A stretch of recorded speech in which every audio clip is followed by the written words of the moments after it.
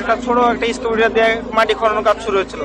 তারপরে ওই স্কুটার প্রায় 12 ঘন্টা কাজ করে। 12 ঘন্টা কাজ করার পর তারপর রাত্রি আপনার 2টা বাজার দিক করে 2টার পরে বড় 2টি স্কুটার আসে।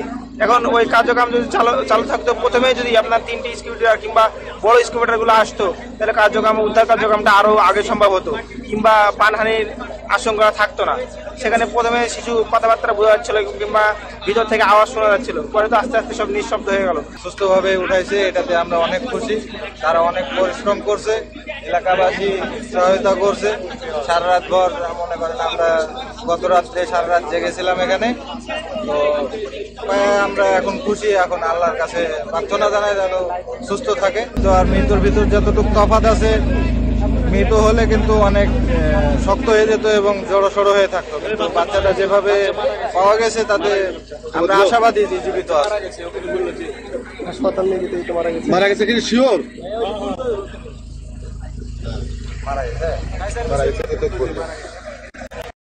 দেখতে পাচ্ছেন দর্শক, এখনো এই এলাকায় একটা জটলা চলছে। সাধারণ মানুষ তারা উৎসুক দৃষ্টিতে রয়েছে এবং এই কিছু গতকাল থেকে যে ঘটনাটি ঘটেছিল সেখানে হাজার হাজার মানুষ জড়ো হয় এবং তারা শেষ পর্যন্ত যারা প্রত্যাশা করছিলেন, সবার প্রত্যাশা ছিল যে জীবিত অবস্থায় যাতে শিশুটি উদ্ধার হয়। তবে যখন উদ্ধার হয় তখন এখানে ফায়ার সার্ভিসের সদস্য ছিলেন, তারা কিন্তু আমাদেরকে জানিয়েছেন যে শিশুটি জীবিত অবস্থায় উদ্ধার হয়েছে। এরপরে এখন এখানে শিশুটির কি অবস্থা এটি হয়তো আমরা শিশুটি মৃত অবস্থায় আছে, আর কিছুক্ষণের মধ্যে আমাদেরকে ব্রিফ করলে আমরা হয়তো সঠিক তথ্যটি পাবো যে জীবিত ছিল। এরপরে শিশুটি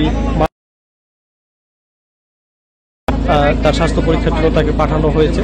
পরবর্তী আপডেট আপনাদের আবারও জানিয়ে দেওয়া হবে।